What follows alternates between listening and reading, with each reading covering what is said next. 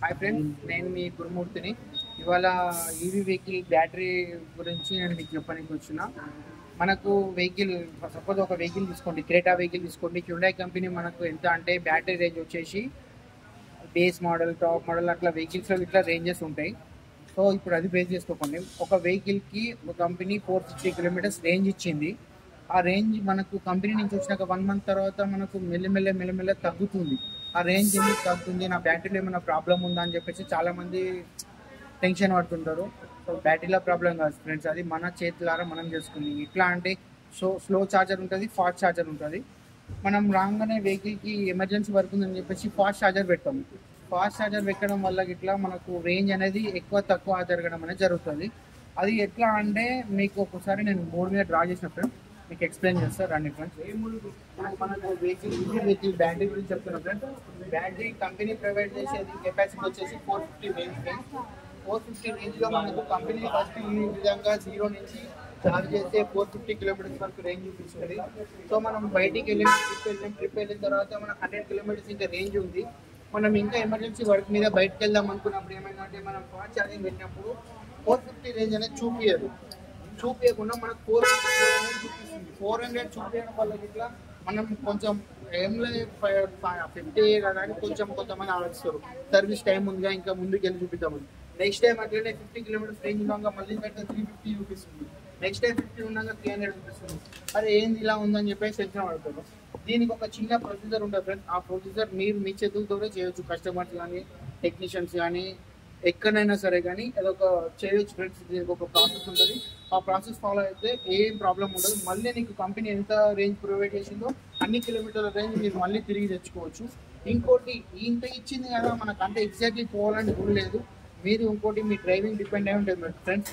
AC ఎక్కువ తక్కువ, లైట్లు, సౌండ్ సిస్టమ్, ఎక్స్ట్రా యాక్సెసరీస్ పెట్టుకోవడం వల్ల ఇట్లా మీకు ఈ కిలోమీటర్ రేంజ్ అనేది తగ్గుతుంది ఫ్రెండ్స్. మనకు బ్యాటరీ ఓన్లీ ఇంజన్ మీద లోడ్ పడుతుంది అన్న ఒక ఏ కాంపోనెంట్ ఇంజన్ మీద పడే వెయిట్, ఇంజన్ అంటే మనకు మోటార్ ఉంటుంది. సో ఇంజన్ అని చెప్తున్నాను. మోటార్ మీద ఎప్పుడైతే ఏ కాంపోనెంట్ వెయిట్ వేస్తుందో, లోడ్ పడడం వల్ల ఇట్లా మనకు కిలోమీటర్ రేంజ్ అనేది తగ్గడం అనేది జరుగుతుంది. సో మనకు ఇదే రేంజ్ మళ్ళీ ఛార్జింగ్ పెడితే రానికి చేయాల్సిన ఒక ప్రాసెస్ ఏంటి అని అంటే, ఇప్పుడు కస్టమర్ మీ దగ్గరికి వచ్చిన ఒకవేళ మీరే కస్టమర్ అయినా కానీ మనం ఏం చేయాలంటే ఫుల్ బ్యాటరీ ఛార్జింగ్ పెట్టి 300 అవుతున్నప్పుడు 150 kilometres up, 150 kilometres down, up down మనం వెళ్ళి రావాలి. మొత్తం 300 ఉంది కదా ఫ్రెండ్స్, దాన్ని 0 చేయాలి.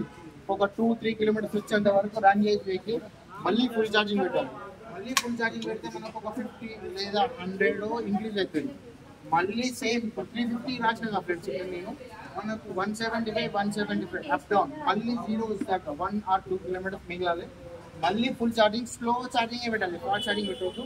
స్లో ఛార్జింగ్ పెట్టడం వల్ల మళ్ళీ ఇంక్రీజ్ అవుతుంది 400, మళ్ళీ 200 అప్, 200 డౌన్, మళ్ళీ 0 ఒక 1 or 2 కిలోమీటర్స్ ఉంచుకోగా మళ్ళీ స్లో ఛార్జింగ్ పెట్టాలి ఫ్రెండ్స్.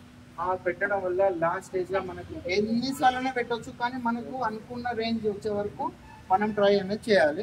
స్లో పెట్టడం వల్ల ఇట్లా మనకు బ్యాటరీ మీద ఎఫెక్ట్ పడదు, మనకు బ్యాటరీ వేడి అనేది కాదు, బ్యాటరీ లాంగ్ లైఫ్ ఇంకా రావడం అనేది జరుగుతుంది. మనకు పెట్టుకున్నప్పుడు మనం అనుకున్నంత రేంజ్ ఇంకా వచ్చే విధంగా మనం ఆ ప్రాసెస్ చేస్తే ప్రయత్నం చేస్తాం, వచ్చేస్తాం.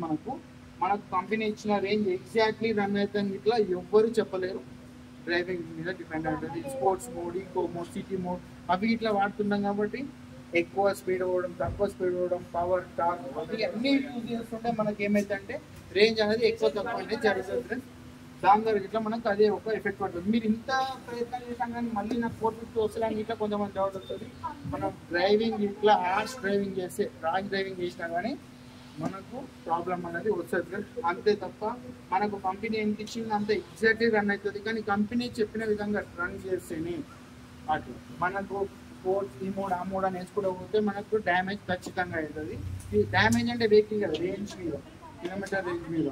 ఓకేనా ఫ్రెండ్స్, ఇప్పుడు నేను చెప్పిన విధంగా చేస్తే మన కస్టమర్ నాకు కంపెనీ 450 ఇచ్చిన 300 ఎక్కింది ఏంటి అని అంటే నేను చెప్పిన విధంగా నిల్లు డౌన్ డ్రైవ్ చేయండి. మొత్తం బ్యాటరీ లో బ్యాటరీ వరకు డౌన్ చేయండి, మళ్ళీ ఛార్జ్ చేయండి, మళ్ళీ డౌన్ చేయండి, మళ్ళీ ఛార్జ్ చేయండి. అనుకున్న రేంజ్ అనేది మనకు రావడం అనేది జరుగుతుంది ఫ్రెండ్స్. ఈ ప్రాసెస్ ఫాలో అయితే ఈజీగా మనం అనుకున్న రేంజ్ అనేది తెచ్చుకొని ఛార్జెస్ ఉంటాయి ఫ్రెండ్స్. Thank you friends. నేను చెప్పింది మీకు అర్థమైందని నేను అనుకుంటున్నా. Thank you, bye.